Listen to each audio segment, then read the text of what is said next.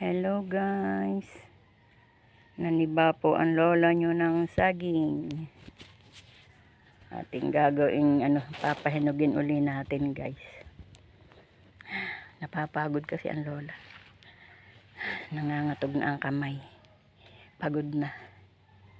Nagtabas pa ako guys. Ayan. Balik na lang uli tayo pagka maniniba.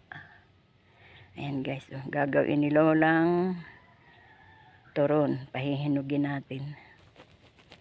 Ayan guys, para may pang content uli si lola. Para may content uli si lola. Ayan, ang hirap maghanap ng content guys ha. Hindi madali. Hindi madaling maggawa ng content. Kung ano-ano naiisip tuloy ni lola gawin.